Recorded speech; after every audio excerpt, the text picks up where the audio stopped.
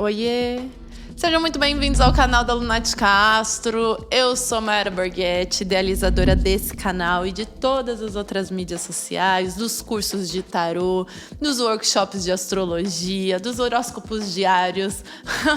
Sou eu que faço tudo, gente. Então, se você gosta do que eu produzo, dessa troca, se inscreve nesse canal, chega mais, pega o seu café e vamos conversar, que a gente tem um papo importante hoje. Seguinte, hoje eu quero fazer uma conversa aqui com vocês um pouquinho diferente. Eu vou contar uma história pra vocês. Isso porque, pra gente entender os dois grandes movimentos que aconteceram entre o fim de maio e agora o começo de junho, nós precisamos entender um pouco do impacto de quem são esses planetas. Foram mudanças importantes, são mudanças importantes que estão acontecendo no céu e que vão mexer aqui com a gente pelo nosso próximo 1 ano a 2 anos e meio.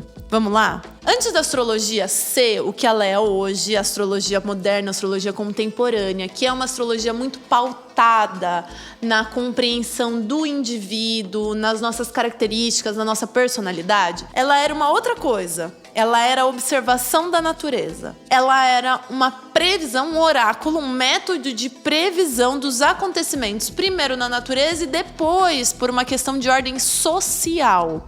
A astrologia ela não nasce para responder se você taurino come demais ou é apegado demais. Ela tá longe de querer responder isso. Ela primeiro estava querendo fazer honrarias aos deuses, porque não havia diferença no mundo antigo entre a natureza e os grandes astros e os deuses gregos, né? Então, todo o cultivo e o cuidado da terra e o estudo do céu estava completamente vinculado à teologia daquela época, ou seja, à religião daquela época, às divindades daquela época. Hoje, na contemporaneidade, quando a gente fala de mitologia grega, a gente pensa quase como se fosse uma história de conto de fadas. Mas a verdade é que o que a gente chama de mitologia, no fundo, foi uma religião. A religião grega, né? A religião de grande parte dos gregos, de todas as cidades-estados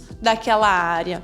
Então, é nesse culto dos astros, da terra e dessas divindades que a gente teve condições de ir entendendo como é que a realidade estava se comportando desde lá de trás até agora. 2 planetas são muito importantes dentro da mitologia grega, né? 2 planetas não, né? 2 deuses são muito importantes dentro do mito grego. O primeiro dele que eu quero contar pra vocês é Cronos. Cronos é filho de Gaia, Gaia é a nossa grande terra, com Uranus, ou Uranus. Urano, o grande deus da noite, do caos, né? É a noite escura, o caos. E Terra, Gaia, eles eram um casal, era consorte. Urano estava sempre deitado sobre Gaia, dentro do mito grego. E ele sempre copulava Gaia. E Gaia, com seus infinitos atributos férteis, geravam filhos. Filhos que ficavam presos dentro da sua barriga. Cronos é um desses filhos. Gaia, em algum momento, cansada de copular com Urano, que estava o tempo todo grudado nela, diz para os seus filhos que era o momento de acabar com isso. E Cronos resolve ser esse filho que vai acabar com o reinado do pai. Cronos, organizado por Gaia ali naquela história, naquele cenário, pega uma grande adaga e corta os testículos de Urano. E esses testículos caem nos rios, na maré de Gaia. E nesse momento ele destrona o próprio pai, com o apoio da mãe, né? Cronos destrona Urano com o apoio de Gaia. Cronos é o deus do tempo. É por isso que a gente fala de Cronos, a gente fala de cronologia. Nasce desse deus, nasce dessa divindade primária. Cronos teve muitos filhos, mas ele recebeu uma maldição. Que maldição é essa? Que ele também seria destronado por um filho. Uranus, antes de sair do seu reinado, joga essa maldição para Cronos. E aí Cronos, nessa grande arquitetura de deuses, resolve então comer a cabeça de todos os seus filhos. Ele casa com a sua irmã Réia e ele resolve comer a cabeça de todos os seus filhos. O deus do tempo, lembram? Que passa e leva os filhos. Toda vez que o tempo passa sobre nós, nós vamos com ele. Bom, Cronos come a cabeça de todos os filhos, menos de um.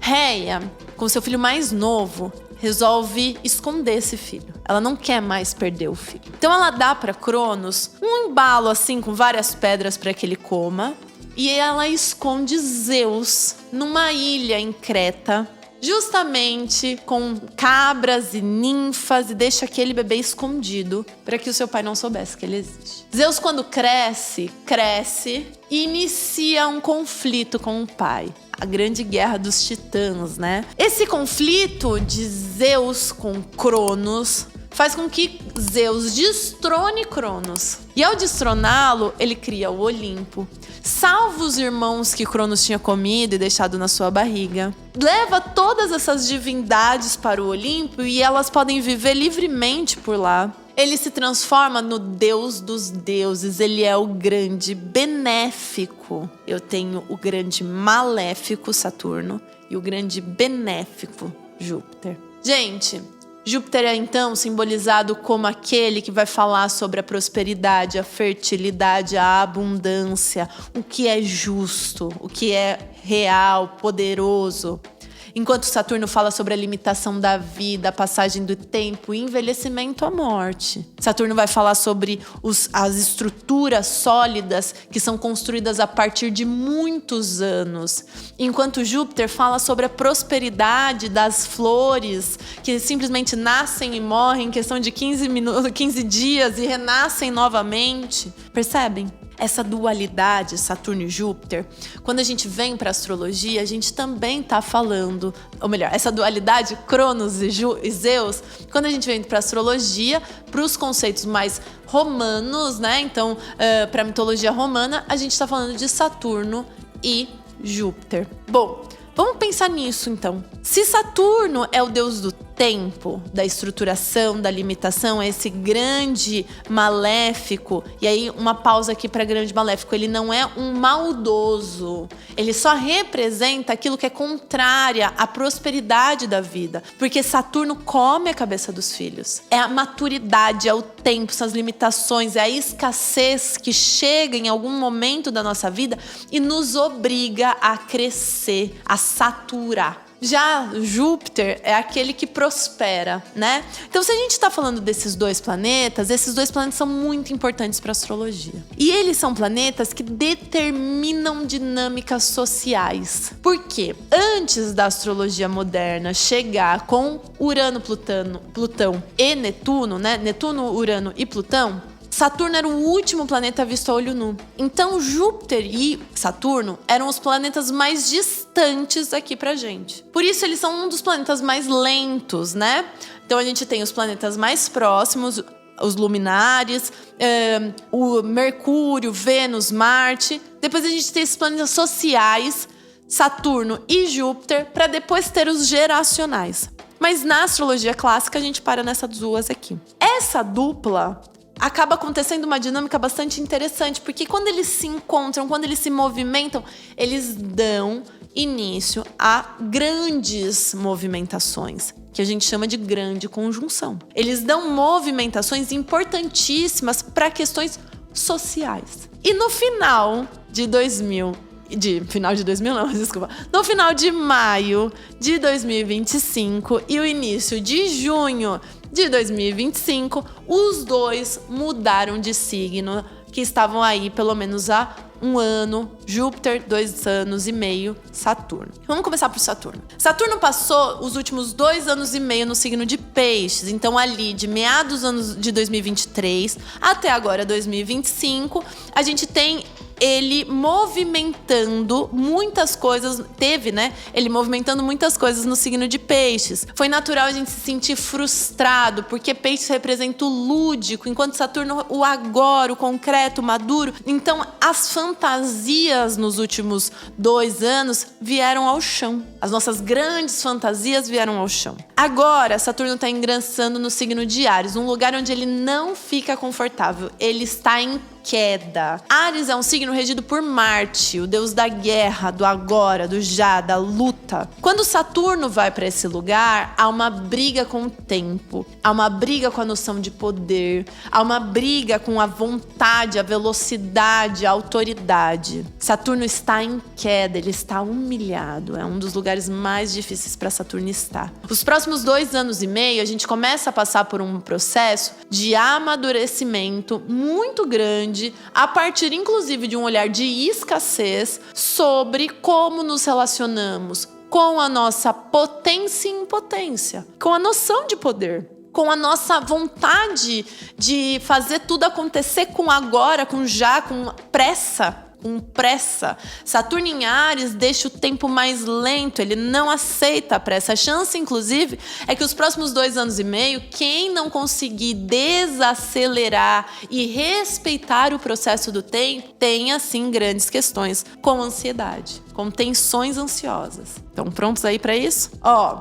Esse processo, Saturno vai caminhando, aí ele vai voltar para Peixes agora no finalzinho desse ano de 2025, depois em 2026 ele volta para Áries, caminha grande parte, e lá em 2027 é que ele sai lá para o signo de Touro, tá? Dicas para lidar com Saturno em Áries. Faça as pazes com o tempo. Todo bom caçador considera o tempo da flecha. Se você não conseguir entender que para que o seu pezinho de feijão, né, para que o feijão no algodão, ele precisa de tempo de germinação, se você não conseguir entender que os seus projetos, os seus relacionamentos precisam de tempo de germinação, a chance é que você acabe sabotando, conflituando, cortando, castrando esse tipo de dinâmica. Aquilo que para você era importante poderia ter potencial de desenvolvimento. Pode ser muito importante nesse período aceitar as nossas impotências. E o que eu quero dizer com isso, tá? É um momento muito interessante para a gente aceitar que não tem como controlar o tempo das coisas, o tempo do outro ou outro em si. Não tenho como ter total domínio dos acontecimentos e não ver isso como uma pequenez ou uma falta de capacidade minha, mas uma aceitação radical de onde eu tenho autoridade e poder e de onde eu não tenho. A dificuldade de lidar com essas duas estruturas, além de causar frustração, como foi o caso do Saturno em Peixes, tende a causar escassez. Gente, Áries é regido por Marte, um outro maléfico. Então a gente pode ver uma crescente a nível social de conflitos sociais, sim, de temas voltados para a guerra, tá?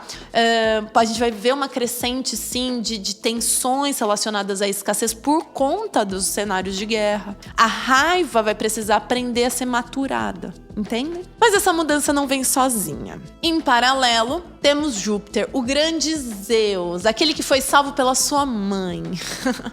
E que ao crescer, honra essa mãe e salva os irmãos, destrona o pai. Júpiter neste ano, grande parte do nosso segundo semestre e o começo do ano que vem, 2026, estará no signo de Câncer, que é um signo que lhe confere exaltação. Câncer é um signo regido pela Lua, um símbolo que fala sobre maternidade, criatividade, fertilidade, prosperidade. Júpiter em Câncer é muito benéfico. A última vez que a gente teve esse Júpiter foi ali no segundo semestre de 2013. Eu já falo 2023, desculpa. De 2013. Então é interessante pensar o que estava acontecendo com você há 12 anos atrás. Porque ali teve muita movimentação benéfica, muita movimentação expansiva. E é esse repetir de cenários, tá? A gente pode observar que esse segundo semestre tem mais prosperidade em que sentidos? Nas respostas criativas, nas oportunidades de caminhos e destinos. Então, se Saturno está trazendo um cenário de escassez, Júpiter está trazendo uma movimentação criativa para dar conta disso. Como que eu dou conta do fato de que a gente vive no capitalismo tardio? Eu não tenho controle sobre isso, ó, Saturno aqui, ó. Eu não tenho controle que grande parte da Europa está em guerra. Não tenho Saturno em Áries. Como é que eu lido com isso? Como é que eu me relaciono com essa informação? Como é que isso me atinge? E que solução criativa, que novas movimentações, que olhares eu vou colocar para expandir a minha visão de mundo aqui, para conseguir ser próspero aqui desse outro lado. Essa briga que no mapa, né, na astrologia a gente chama de quadratura, é quando Saturno tá num planeta e o Júpiter no outro e os dois tensionam. Essa quadratura, ela gera movimento. Nosso segundo semestre tem uma grande oportunidade de movimentar de maneira inteligente, se soubermos aproveitar da necessidade de acolhimento e respeito ao tempo e de pôr a cara no sol e manifestar criativamente o que a gente acredita. Não tem muito para onde fugir. Júpiter em Câncer é muito bom, um período muito bom para quem quer engravidar, é um período muito bom para quem quer formar família, estruturar família, para quem tá querendo ou tem uma dinâmica fértil aqui em relação a projetos, a arte, a bons encontros. Lindo, lindo, lindo, lindo, tá? Mas Júpiter em Câncer também leva um pouco ao exagero. Júpiter num lugar muito confortável pode nos levar ao exagero. Então, se você tem ascendente em Câncer ou Câncer lá na sua casa 6, é um período para você ter um pouco de atenção à sua saúde, tá? Vamos pensar nos mapas agora um pouquinho? Ó, o negócio é o seguinte, você que tem planetas e posicionamentos importantes em signos cardinais. Quem são eles? Áries, Capricórnio, Câncer e Libra, tá? Áries, Câncer, Libra e Capricórnio. Você que tem um desses planetas ou tem esses signos fortes no seu mapa, você vai sentir com toda a convicção esses dois posicionamentos. Júpiter fica um ano só nesse posicionamento, ele sai de Câncer no segundo semestre de 2026, enquanto Saturno, ele vai ficar aí até 2027, tá? Então, se você tem esse posicionamento, atenção. Se você tem ascendente em Áries, atenção à sua saúde. Saturno, para os próximos 2 anos e meio, vai mexer bastante com enxaquecas, ossos num geral, pode sobrecarregar o corpo, tá? Dermatites, inflamações, pode ser um período importante para olhar para isso, para cuidar disso. Se você tem Câncer na casa 4, que é o mesmo ascendente em Áries, é um ótimo período para mudança de casa, mudar de casa, acessar um novo lugar, né? Expandir, comprar uma casa, lindo, tá?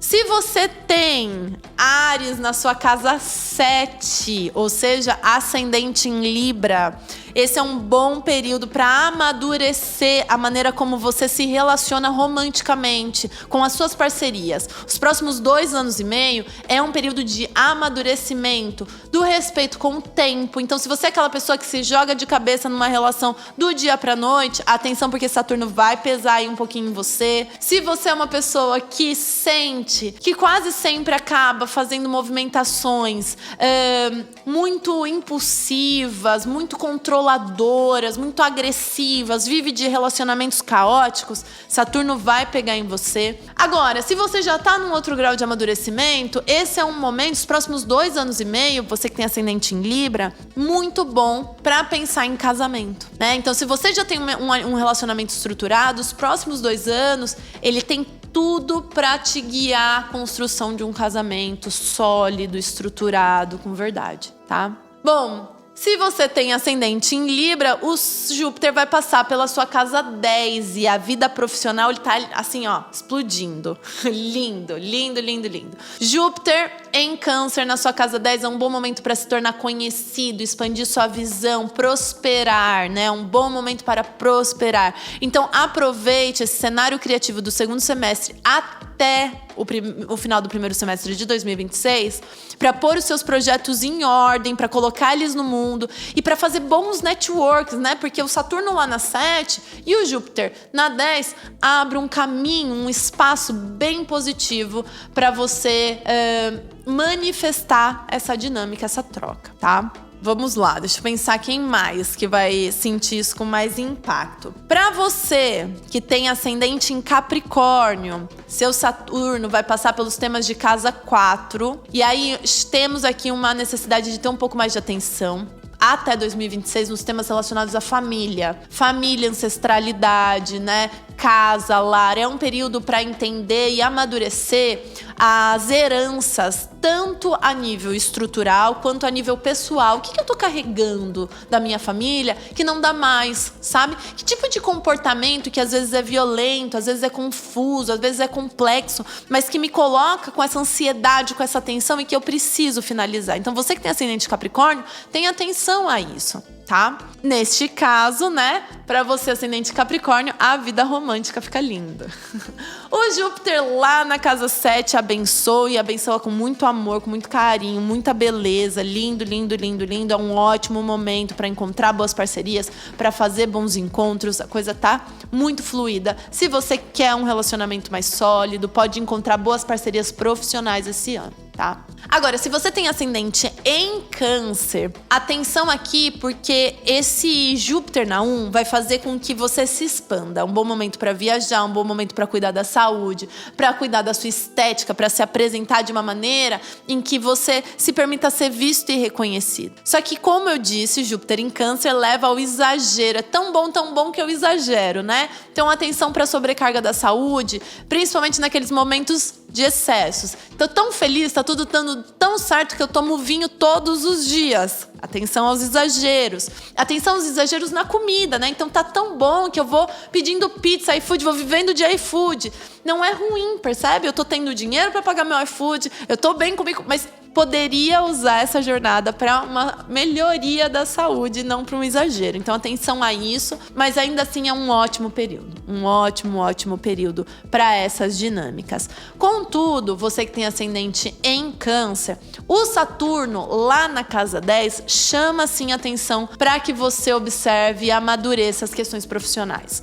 Não é um período para você ignorar a necessidade de entender aonde nessa área você ainda se comporta de maneira imatura, onde ainda não consegue bancar o desejo de poder, de autoridade, de vontade de chegar onde realmente faz sentido para você, tá? Vocês que têm outros ascendentes que não estão aí dentro do esquema cardinal, observem, eu vou deixar aqui na legenda desse vídeo o significado das outras casas, que vocês vão conseguir entender melhor esse trânsito, tá bom? Gente, eu espero que vocês tenham gostado. Esse vídeo é bem diferente das previsões com tarô que eu normalmente trago. Aqui a gente falou só de astrologia, né? Mas eu gosto muito de mitologia, gosto muito de astrologia. Eu espero que vocês gostem também. Contem aqui pra mim nos comentários quais são as casas que vocês têm, tanto o signo de Áries quanto o signo de Câncer, que aí eu vou comentando, vou compartilhando visões pra gente avaliar isso no mapa. Combinado? Fiquem bem, um beijo grande. Tchau, tchau.